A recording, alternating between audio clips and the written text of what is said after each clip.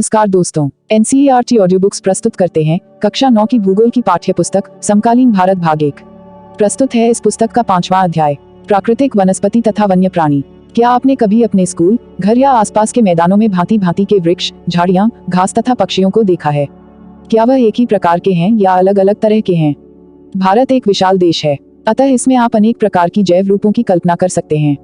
हमारा देश भारत विश्व के मुख्य 12 जैव विविधता वाले देशों में से एक है।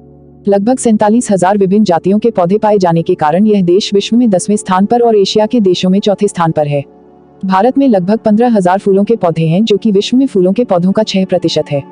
इस देश में बहुत से बिना फूलों के पौधे हैं, जैसे कि फन, शैवाल या एलेगी तथा कवक या फंजाई भी पाए जाते हैं।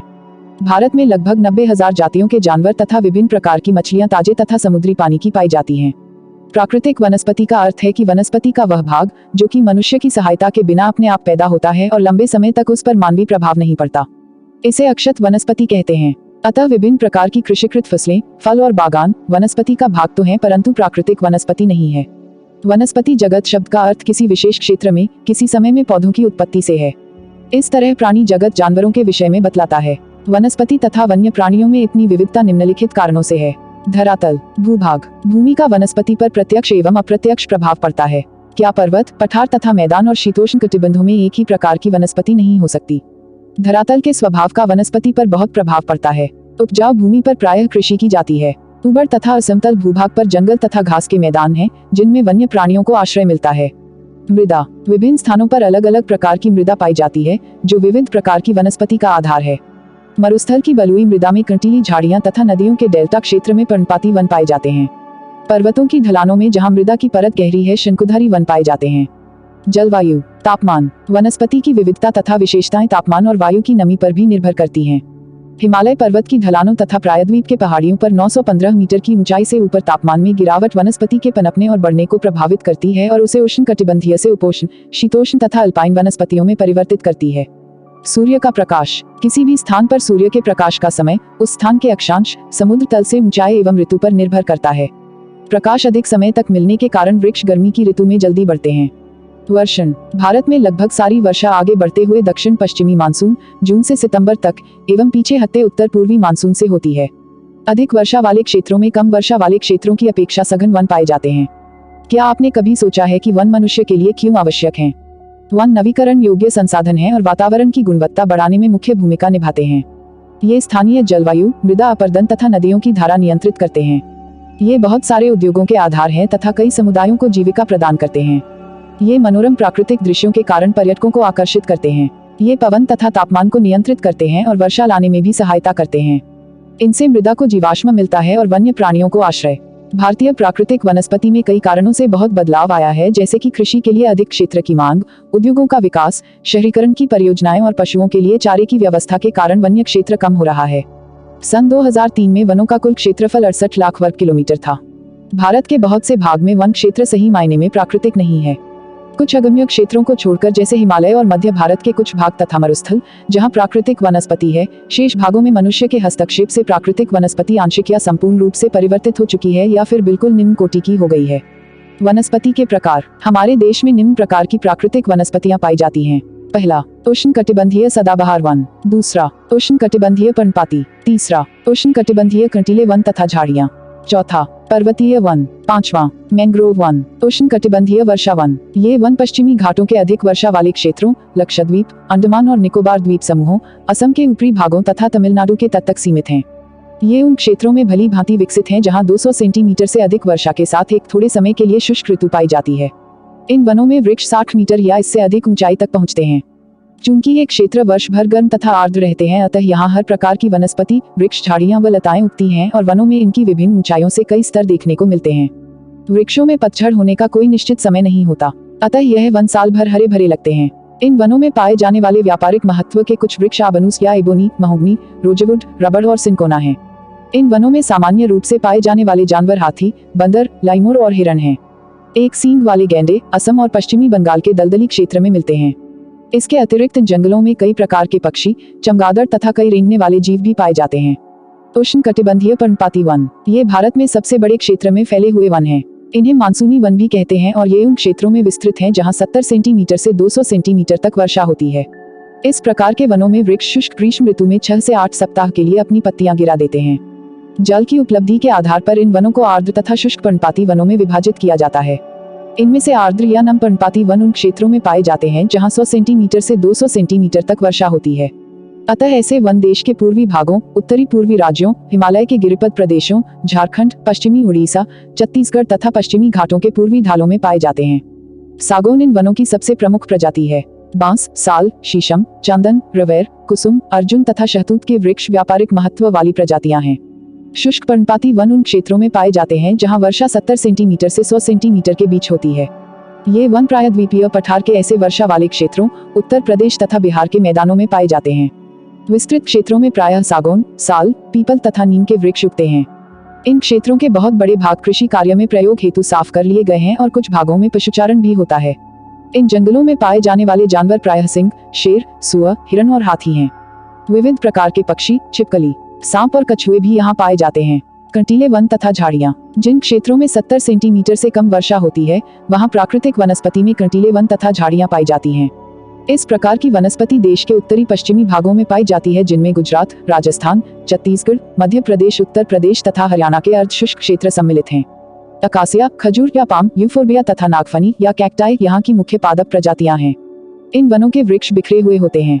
इनकी जड़ें लंबी तथा जल की तलाश में चारों ओर फैली होती हैं। पत्तियां प्रायः छोटी होती हैं जिनसे वाष्पीकरण कम से कम हो सके। शुष्क भागों में झाड़ियां और कंटीले पादप पाए जाते हैं। इन जंगलों में प्रायः चूहे, खरगोश, लोमड़ी, भेड़िए, शेर, सिंह, जंगली गधा, घोड़े तथा ऊंट पाए जाते हैं। पर्वतीय वन। पर्वतीय क्षेत्रों में तापमान की कमी तथा ऊंचाई के साथ साथ प्राकृतिक वनस्पति में भी अंतर दिखाई देता है। वनस्पति में जिस प्रकार का अंतर हम उष्णकटिबंधीय प्रदेशों से टुंड्रा की ओर देखते हैं उसी प्रकार का अंतर पर्वतीय भागों में ऊंचाई के साथ साथ देखने को मिलता है। 1000 मीटर से 2000 मीटर तक की ऊंचाई वाले क्षेत्रों में आर्द्र शीतोष्ण कटिबंधीय वन पाए जाते हैं। इनमें चौड़ी पत्ती वाले ओक तथा चेस्टनट जैसे वृक्षों की प्रधानता होती है। 1500 से 3000 मीटर की ऊंचाई के बीच शंकुधारी वृक्ष जैसे चीड़ या पाइन, देवदार, सिल्वर फर, स्प्रंग्स, सीडर आदि पाए जाते हैं। ये वन प्रायः हिमालय की दक्षिणी ढलानों, दक्षिण और उत्तर पूर्व भारत के अधिक ऊंचाई वाले भागों में पाए जाते हैं। अधिक ऊंचाई पर प्रायः शीतोष्ण कटिबंधीय घास के मैदान पाए जाते हैं। प्रायः 3600 मीटर से अधिक ऊंचाई पर शीतोष्ण कटिबंधीय वनों तथा घास के मैदानों का स्थान अल्पाइन वनस्पति ले लेती है। सिल्वर फर, जूनिपर, पाइन व बच इन वनों के मुख्य वृक्ष हैं। जैसे जैसे हिमरेखा के निकट पहुंचते हैं इन वृक्षों के आकार छोटे होते जाते हैं। अंततः झाड़ियों के रूप के बाद वे अल्पाइन घास के मैदानों में विलीन हो जाते हैं। इनका उपयोग गुज्जर तथा बकरवाल जैसी घुमक्कड़ जातियों द्वारा पशुचारण के लिए किया जाता है। अधिक ऊंचाई वाले भागों में मॉस, लिचन घास, टुंडा वनस्पति का एक भाग है। इन वनों में प्रायः कश्मीरी महामृग, चित्रा हिरण, जंगली भेड़, खरगोश, तिब्बतीय बारहसिंघा, याक, हिमतेंदुआ, गिलहरी, रीछ, आइबेक्स, कहीं कहीं लाल पांडा, घने बालों वाली भेड़ तथा बकरियां पाई जाती हैं। Mangrove one. यह वनस्पति तटवर्तीय क्षेत्रों में जहां ज्वार भाटा आते हैं की सबसे महत्वपूर्ण वनस्पति है। मिट्टी और बालू इन तटों पर एकत्रित हो जाती है। घने मैंग्रोव एक प्रकार की वनस्पति है जिसमें पौधों की जड़ें पानी में डूबी रहती हैं। गंगा, ब्रह्मपुत्र, महानदी, गोदावरी, कृष्णा तथा कावेरी नदियों के डेल्टा भाग में यह वनस्पति मिलती है। गंगा ब्रह्मपुत्र डेल्टा में सुंदरी वृक्ष पाए जाते हैं जिनसे मजबूत लकड़ी प्राप्त होती है।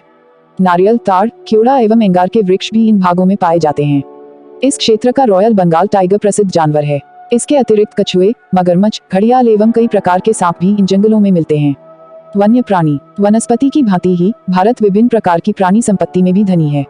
यहाँ जीवों की लगभग 90,000 प्रजातियां मिलती हैं। देश में लगभग 2000 से अधिक पक्षियों की प्रजातियां पाई जाती हैं। यह कुल विश्व का 13% है। यहाँ मछलियों की 2546 प्रजातियां हैं जो विश्व की लगभग 12% है। भारत में विश्व के 5 से 8% तक उभयचरी, सरीसृप तथा स्तनधारी जानवर भी पाए जाते हैं। स्तनधारी जानवरों में हाथी सबसे अधिक महत्वपूर्ण है। ये असम, कर्नाटक और केरल के उष्ण तथा आर्द्र वनों में पाए जाते हैं। एक सींग वाले गैंडे अन्य जानवर हैं जो पश्चिमी बंगाल तथा असम के दलदली क्षेत्रों में रहते हैं। कच्छ के रन तथा थार मरुस्थल में क्रमशः जंगली गधे तथा ऊंट रहते हैं। भारतीय भैंसा, नीलगाय, चौसिंघा, छोटा मृग या गैजल तथा विभिन्न प्रजातियों वाले हिरण आदि कुछ अन्य जानवर हैं जो भारत में पाए जाते हैं। यहाँ बंदरों की भी अनेक प्रजातियां पाई जाती हैं। भारत विश्व का अकेला देश है जहाँ शेर तथा बाघ दोनों पाए जाते हैं। भारतीय शेरों का प्राकृतिक वास स्थल गुजरात में गिर जंगल है। बाघ मध्य प्रदेश तथा झारखंड के वनों, पश्चिमी बंगाल के सुंदरवन तथा हिमालय क्षेत्रों में पाए जाते हैं। बिल्ली जाति के सदस्यों में तेंदुआ भी है। यह शिकारी जानवरों में मुख्य है। हिमालय क्षेत्रों में पाए जाने वाले जानवर अपेक्षाकृत कठोर जलवायु को सहन करने वाले होते हैं जो अत्यधिक ठंड में भी जीवित रहते हैं। लद्दाख की बर्फीली ऊंचाइयों में याक पाए जाते हैं जो गुच्छेदार सींगों वाला बैल जैसा जीव है जिसका भार लगभग 1 टन होता है। तिब्बतीय बारहसिंघा, भरल या नीली भेड़, जंगली भेड़ तथा कियांग या तिब्बती जंगली गधे भी यहाँ पाए जाते हैं। कहीं कहीं लाल पांडा भी कुछ भागों में मिलते हैं। नदियों, झीलों तथा समुद्री क्षेत्रों में कछुए, मगरमच्छ और घड़ियाल पाए जाते हैं। घड़ियाल मगरमच्छ की प्रजाति का एक ऐसा प्रतिनिधि है जो विश्व में केवल भारत में पाया जाता है। भारत में अनेक रंग बिरंगे पक्षी पाए जाते हैं। मोर, बत्तख, तोता, मैना, सारस तथा कबूतर आदि कुछ पक्षी प्रजातियां हैं जो देश के वनों तथा आर्द्र क्षेत्रों में रहती हैं। हमने अपनी फसलें जैव विविध पर्यावरण से चुनी है, यानी खाने योग्य पौधों के नीचे से। हमने बहुत से औषधि पादपों का प्रयोग कर उनका चुनाव किया है। दूध देने वाले पशु भी प्रकृति द्वारा दिए बहुत सारे जानवरों में से चुने गए हैं। जानवर हमें बोझा ढोने, कृषि कार्य तथा यातायात के साधन के रूप में मदद करते हैं। इनसे मांस एवं अंडे भी प्राप्त होते हैं। मछली से पौष्टिक आहार मिलता है। बहुत से कीड़े मकोड़े फसलों, फलों और वृक्षों के परागण में मदद करते हैं और हानिकारक कीड़ों पर जैविक नियंत्रण रखते हैं। प्रत्येक प्रजाति का पारिस्थितिक तंत्र में योगदान है, अतः उनका संरक्षण अनिवार्य है। जैसा पहले बताया गया है कि मनुष्यों द्वारा पादपों और जीवों के अत्यधिक उपयोग के कारण पारिस्थितिक तंत्र असंतुलित हो गया है। लगभग 1300 पादप प्रजातियां संकट में हैं तथा 20 प्रजातियां विनष्ट हो चुकी हैं। काफी वन्य जीवन प्रजातियां भी संकट में हैं और कुछ विनष्ट हो चुकी हैं। पारिस्थितिक तंत्र के असंतुलन का मुख्य कारण लालची व्यापारियों का अपने व्यवसाय के लिए अत्यधिक शिकार करना है। रासायनिक और औद्योगिक अपशिष्ट तथा तेजाबी जमाव के कारण प्रदूषण, विदेशी प्रजातियों का प्रवेश, कृषि तथा निवास के लिए वनों की अंधाधुंध कटाई पारिस्थितिक तंत्र के असंतुलन का कारण है। अपने देश की पादप और जीव संपत्ति की सुरक्षा के लिए सरकार ने कई कदम उठाए हैं। पहला, देश में 18 जीव मंडल निचय या आरक्षित क्षेत्र स्थापित किए गए हैं। इनमें से 10 सुंदरवन, नंदादेवी, मन्नार की खाड़ी, नीलगिरी, नाकरेक, ग्रेट निकोबार, मानस, सिमलीपाल, पंचमढ़ी और अचनकम और अमरकंटक की गणना विश्व के जीव मंडल निचय में की गई है। दूसरा, सन 1992 से सरकार द्वारा पादप उद्यानों को वित्तीय तथा तकनीकी सहायता देने की योजना बनाई है।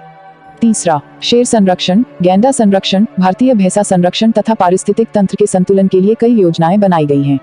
चौथा, 103 नेशनल पार्क, 535 वन्य प्राणी अभयवन और कई चिड़ियाघर राष्ट्र की पादप और जीव संपत्ति की रक्षा के लिए बनाए गए हैं।